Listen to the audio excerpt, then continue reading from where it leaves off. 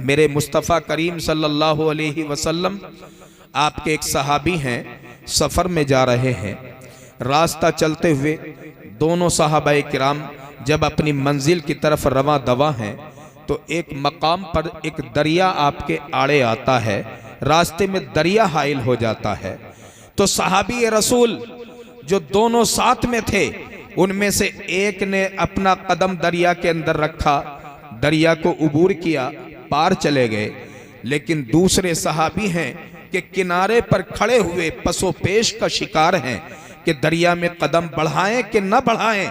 इसी आलम के अंदर सोचो विचार के आलम में पार जाने वाले सहाबी ने मुखातब किया और कहा कि आप आ क्यों नहीं रहे हैं, आप दरिया के अंदर कदम क्यों नहीं बढ़ा रहे हैं। तो आपने फरमाया, एक मर्तबा मैं अपने आका के साथ इन मंजिलों से गुजरा था, यही दरिया रास्ते में था, मैंने यहाँ खड़े होकर के ये सोचना शुरू कर दिया। आलम तखय्युलात के अंदर मेरा तायरे ख्याल इस तरफ चला गया, परवास कर रहा है कि मैं ये सोच रहा हूँ और ख्याल कर रहा हूँ कि मेरे मुस्तफ़ा जाने रहमत जब इस मंजिल से गुजरे थे तो आपने कौन सा कदम दरिया के अंदर पहले रखा था। मैं ये देखना चाहता हूँ, मैं ये सोच रहा हूँ ताकि उसी मंजिल के अंदर कदम रखते वक्त में मैं अपने आका की इस सुन्नत को अमल में लाऊं और हुजूर की उस याद को जिंदा करूं कि आप किस तरीके से इस मंजिल से गुजरे थे। आम गुजरगाहों में सहाबी रसूल की सोच अगर होती है तो ये होती है कि मेरे मुस्तफ़ा ने इस मकाम पर क्या अमल किया था, आप किस तरीके से यहाँ से गुजरे थे, आपने कौन सा कदम पहले रखा था। ये सहाबा की सोच होती है और जब वो इस सोच को अपना ज़िंदगी का नमूना बना लेते हैं और इसको अपना मिशन बना लेते हैं तो रब तबारक व तआला की तरफ से फिर उनके लिए कलीद कामयाबी उनका मुक़द्दर बन जाया करती है।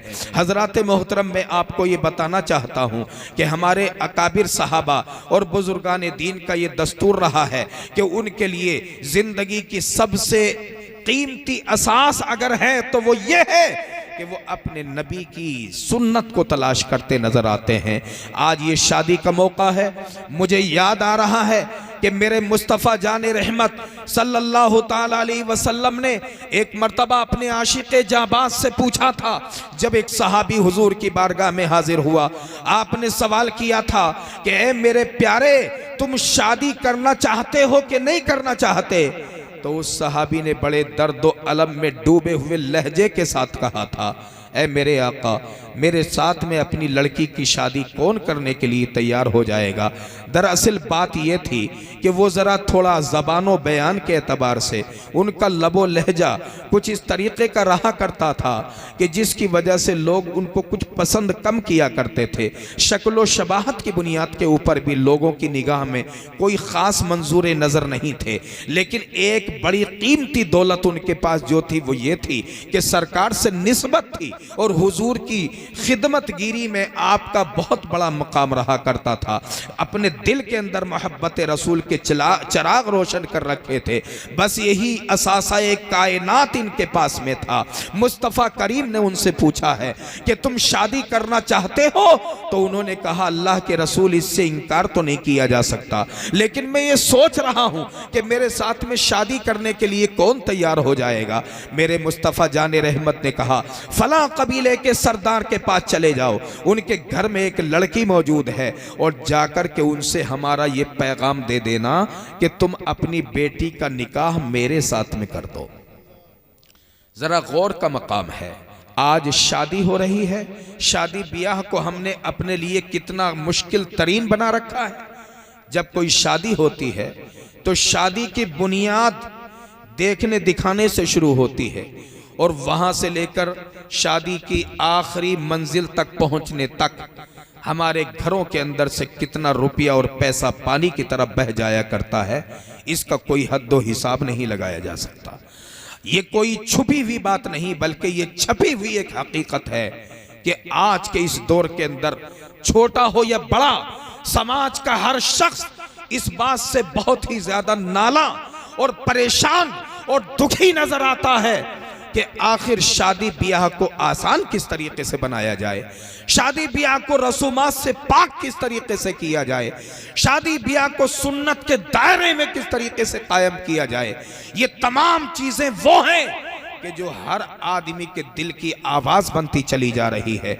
जब हम अपने समाज के अंदर देखते हैं कि कोई बेटी अपने घर के अंदर बैठी हुई अपनी जिंदगी की इंतहाई मंजिल की तरफ गुजर रही होती है, कोई भी आदमी उसका हाथ थामने के लिए आगे नहीं बढ़ता।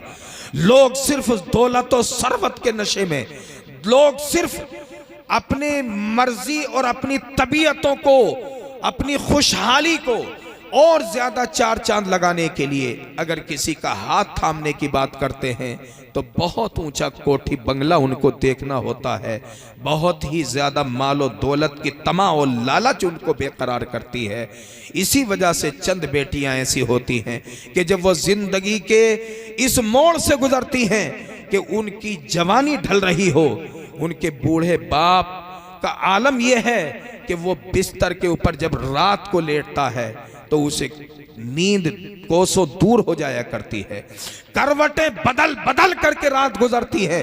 सर्दियों की लंबी रातों में माँ बाप की इन आहों को जब वो बेटी सुनती है तो उसे अपनी जिंदगी खुद अपने ऊपर बोझ नजर आने लगती है। कई वाकयात हैं कि जब हम सुनते हैं खबरों के जरिए से कि कभी किसी बेटी ने खुदकुशी कर ली, कभी किसी बेटी ने जहेज की लानत की वजह से अपने आप को जिंदगी से खैरबाद कह दिया। ये क्यों होता है? ये इसलिए पेश आ रहा है कि हम अपनी राह से भटक गए हैं, हम अपनी मंजिल से दूर निकल गए हैं। मेरे मुस्तफ़ा ने कहा था, निकाह को आसान बनाओ, जिना को मुश्किल बना दो, इसलिए कि जिना वो तबाही और बर्बादी लाने वाली बीमारी है कि जिसकी वजह से समाज और मुआशरा तबाही के दहाने पर पहुंच जाता है। अगर इससे अपने समाज को पाक करना है तो शादियों को आसान बनाने की कोशिश करो। आपको मालूम नहीं, एक मर्तबा मेरे मुस्तफ़ा जाने रहमत मस्जिद के अंदर तशरीफ लाए तो आपने एक सहाबी को देखा, चंद दिन तक गायब रहे और गायब रहने के बाद जब उनको देखा कि वो मस्जिद में दिखाई दिए तो मेरे मुस्तफ़ा जाने रहमत ने उस सहाबी से पूछा था कि तुम कई दिन तक नजर नहीं आए, कहाँ गए थे? तो उन्होंने बरजस्ता कहा था कि अल्लाह के रसूल, मैंने शादी की है, उसी की मसरूफियत की वजह से हाजिर ना हो सका, यानी आपकी खिदमत में ना आ सका। तो आप अंदाजा तो लगाइए कि मुस्तफ़ा जाने रहमत का चाहने वाला है, सहाबी रसूल है, रात और दिन का हाजिर बाश है मेरे मुस्तफ़ा जाने रहमत की बारगाह का, लेकिन इसके बावजूद जब शादी जैसी मंजिल से गुजरता है तो इसको इतना अहमियत नहीं दी जाती कि हुजूर को भी इसकी खबर हो जाए। इस तरीके से शादी रचा करके वो आ जाता है। हमारी शादियों का हाल देखिए, हमारी हालत क्या हो चुकी है। मैं किसी खास आदमी को तनकीद का निशाना नहीं बना रहा, मैं सिर्फ ये कहना चाहता हूं, अजीजाने मोहतरम, जरा थोड़ा सा पलट करके अपने माजी की तरफ देखिए। हमारे बुजुर्गों ने भी ये तमाम चीजें अदा की हैं, लेकिन उनका तरीका कार क्या रहा, उनके शादी ब्याह की रस्में किस तरीके से अदा होती थी, उनकी मरने जीने की रसूमात का आलम क्या होता था।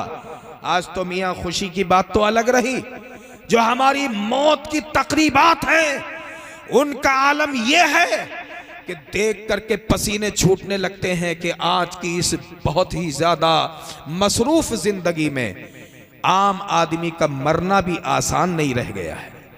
अगर मरना भी हो तो पहले लाखों का इंतजाम करके रखना चाहिए, तब कभी मरने का आदमी को ख्वाब देखना चाहिए। ये हालत हो चुकी है हमारी। हम कहां जा रहे हैं?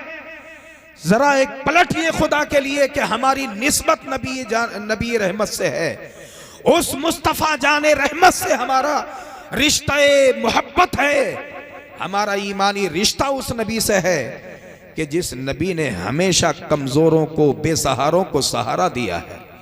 उस मुस्तफ़ा जाने रहमत की सुन्नतों को गले से लगाइए। आपकी तालीमात क्या हैं?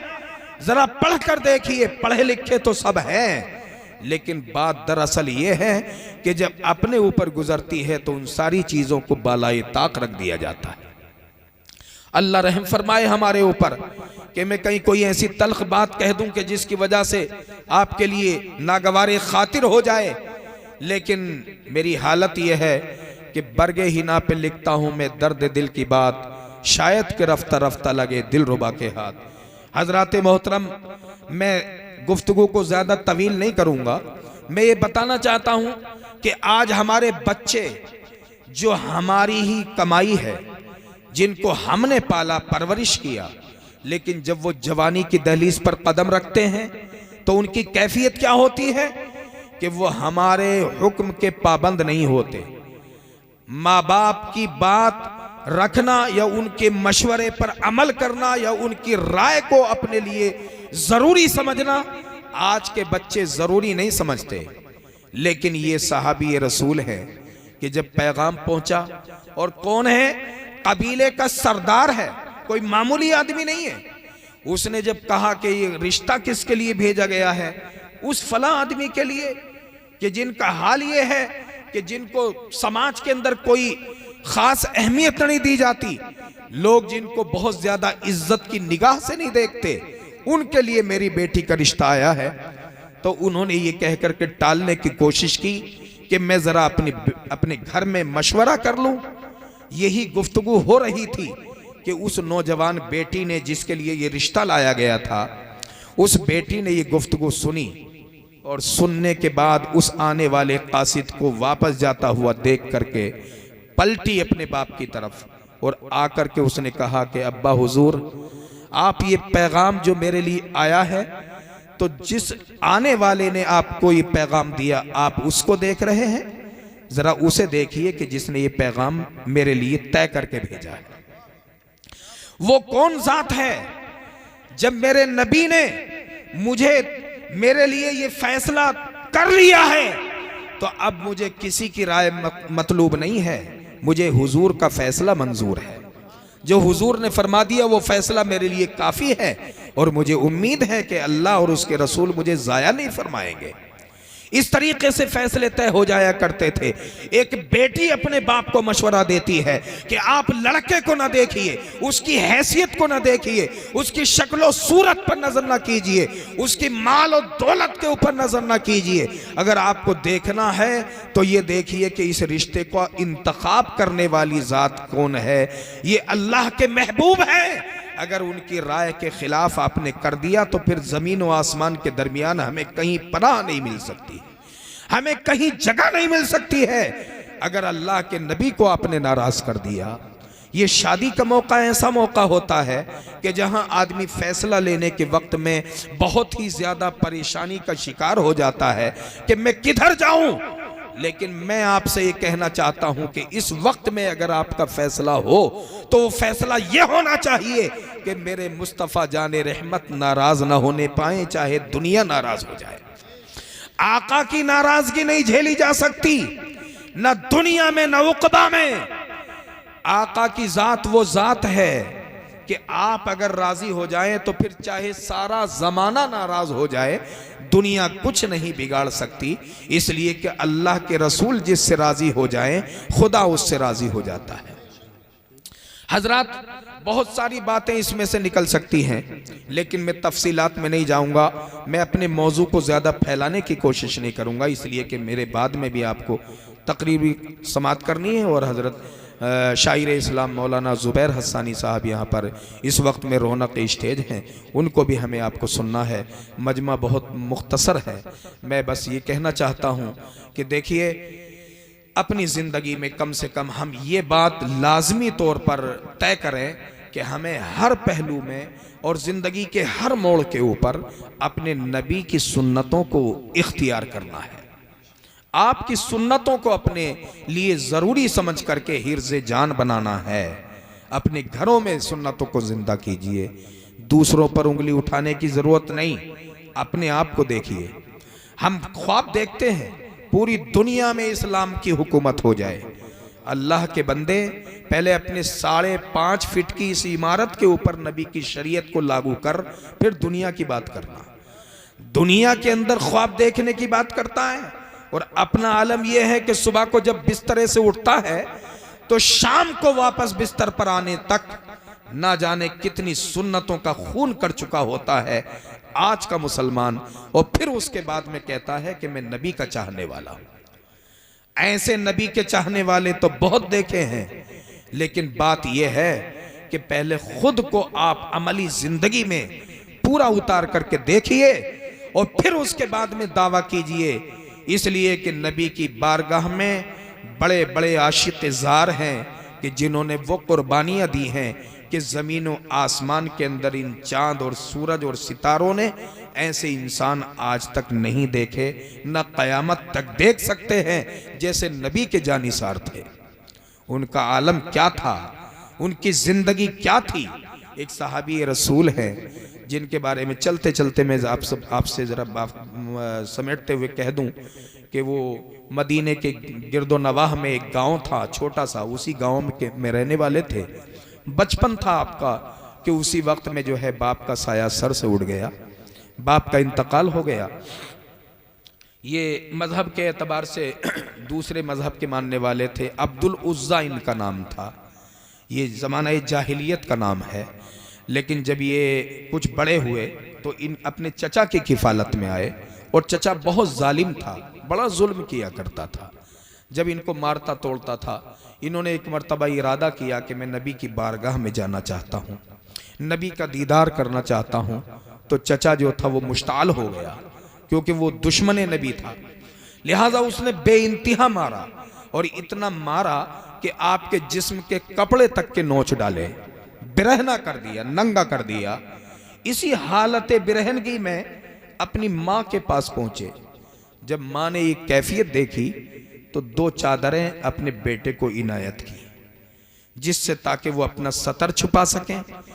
इसी आलम के अंदर यही कैफियत कि बेसिली चादरों को अपने जिस्म के ऊपर से लपेटा, और लपेटने के बाद मदीने का रुख इख्तियार किया। मदीने में पहुंच गए हुजूर की बारगाह में, और जब ये वहां पहुंचे तो ना कोई घर था न दर था, बेसहारा बेआसरा हुजूर की बारगाह में दीवाना वार हाजिर हो गए। मेरे मुस्तफ़ा जाने रहमत ने इनको वहां ठहराया, असहाबे सुफ़ा में इनको शामिल कर दिया।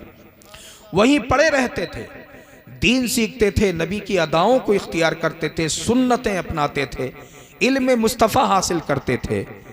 एक मर्तबा का वाक़या है कि मेरे मुस्तफ़ा जाने रहमत जंग के लिए जाने लगे, और इस जंग में जब आपने रखते सफ़र बांधा तो इन्होंने कहा कि हुजूर मेरे लिए दुआ फरमा दीजिए कि अल्लाह ताला मुझे शहादत की मौत अता फरमा दे। साथ साथ जा रहे थे। कमली वाले मुस्तफ़ा ने हाथ उठाए अपने नबूवत वाले और दुआ की, और कहा कि मेरे सहाबी, इनका नाम बाद में अब्दुल्ला रख दिया गया था, तो इनसे कहा कि अल्लाह अगर तुम शहीद ना भी हुए, जंग तक ना भी जा सके, ये मेरे नबी का इल्म बोल रहा है, देखिएगा आप पहले खबर दे रहे हैं, जाने से पहले, मदीने से निकलने से पहले फरमाते हैं कि अगर तुम मैदान कारजार तक ना भी पहुंचे, अगर तुम बीमारी की हालत में रास्ते में भी इंतकाल कर गए, तब भी अल्लाह तबारक व तआला तुम्हें शहादत का सवाब अता फरमाएगा। सुभान अल्लाह। कुर्बान जाइए उसके नसीबे पर कि जिस सहाबी को हुजूर शहादत की बिशारत दे रहे हैं कि अल्लाह तुझे शहादत का सवाब अता फरमाएगा। रास्ता चल रहे थे, अभी मंजिल मकसूद पर भी नहीं गए थे, बहुत तेज शिद्दत का बुखार आया, बीमार हो गए, और बीमारी इस हालत की हो गई कि उठना दोभर हो गया। मुस्तफ़ा जाने रहमत आपके सरहाने आए, और आने के बाद में आपको उस हालत में देखा कि जब आप दुनिया से रुखसत हो रहे थे, यानी कि बिल्कुल आखिरी स्टेज पर थे जिंदगी के। ये वो लम्हात थे कि जब रूह कफ़स उनसरी से परवास करने वाली थी, और उस वक्त में मेरा कमली वाले आका सरहाने मौजूद थे, यानी अपनी माथे की आंखों से आखिरी दीदार हो रहा है कमली वाले का, और रूह परवास कर रही है। किसी ने क्या ही खूब कहा है कि बच्चे नाज रफ्ता बाशद से जहां नियाज़मंदे के बवक्त जास पुरदन बसरस रसीदा बाशी, यानी वो नियाज़मंद किस कितनी नसीबों के साथ, कितनी खुशियों के साथ दुनिया से गया होगा कि जिसके सरहाने, ए या रसूल अल्लाह, जिसके सरहाने आप तशरीफ फरमा हो गए हो। आपका दीदार करते करते आंखें बंद हो गई, इंतकाल हो गया।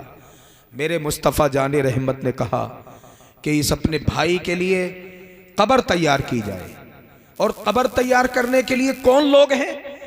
बड़े अकाबिर सहाबा, ऐसे सहाबा हजरत उमर इब्ने खत्ताब रज़ियल्लाहु ताला अन्हु और एक और दूसरे नामवर सहाबी हैं जिन्होंने कब्र को खोद करके तैयार करा है।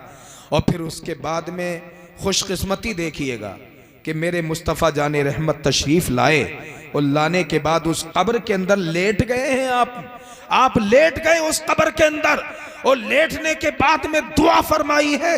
और दुआ करने के बाद ये कहा, या अल्लाह, आज शाम तक इस मरने वाले से मैं राजी था, इसलिए मेरे रब तू भी इससे राजी हो जा।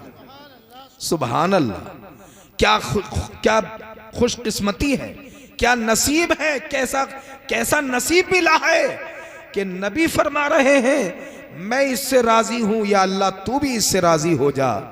और जब ये बिशारत मिली तो बड़े बड़े अकाबिर सहाबा रश्क करने लगे, जिंदगियों को कुर्बान करके ऐसी मौत की तमन्ना करने लगे कि जैसी मौत इस इस्लामी भाई को अल्लाह ने अता की है कि नबी दुआ फरमा रहे हो जिसके लिए, और फिर उस कब्र में लेट गए हो जहां नबी का जिस्म अतहर लग गया हो। आप बताओ कि वो कब्र का मिट्टी का वो हिस्सा जन्नत से कैसे कम रह सकता है, बल्कि हजारों जन्नतें उस पर कुर्बान की जा सकती हैं। जहां नबी का जिस्म अतहर लग गया हो जिस हिस्से जमीन पर, उसमें फिर उसके बाद में आपने कहा लाओ अपने भाई को। जब आपने यानी सहाबा ने जनाजे को कफना करके आपके हवाले किया, आपने बड़े प्यार से अपनी गोद में लिया और कब्र के अंदर लिटा दिया है। और जब आप उसमें उनको लिटा दिया जाता है तो जनाब सहाबा किराम जो हैं रश्क कर रहे हैं और तमन्ना कर रहे हैं कि काश ये ऐसी मौत हमें आ जाती, हम अपनी ज़िंदगियां कुर्बान कर देते। हजरात, मैं जो हूँ अपनी बात को ख़त्म कर रहा हूँ और ये पैगाम देना चाहता हूँ आज के नौजवानों को। जनाब इंजीनियर नदीम साहब की शादी है, मैं उनको जो हूँ दुआ देता हूँ कि अल्लाह तबारक व तआला आप जिस मैदान में अब कदम रखने के लिए जा रहे हैं, ये ज़िंदगी का एक स्टेज है जहाँ से दूसरी ज़िंदगी शुरू होती है। तो अल्लाह से दुआ है कि परवरदिगार आपके लिए ये ज़िंदगी खुशियों भरी ज़िंदगी हो, आपका ये सफ़र खुशियों भरा सफ़र हो, और परवरदिगार आलम आपकी ज़िंदगी में खैर व बरकतें अता फ़रमाए, इस मकान में इनके मकीनों में बरकतें अता फ़रमाए, इनकी नस्लों में बरकतें अता फ़रमाए। अल्लाह रब्बुल इज़्ज़त मुझे भी आपको भी अमल की तौफ़ीक़ अता फ़रमाए। खूब की सैरे चमन फूल चुने शाद रहे, बाग़बां जाता हूँ मैं गुलशन तेरा आबाद रहे। व आखिरु दावाना अनिल हम्दुलिल्लाहि रब्बिल आलमीन। अस्सलामु अलैकुम।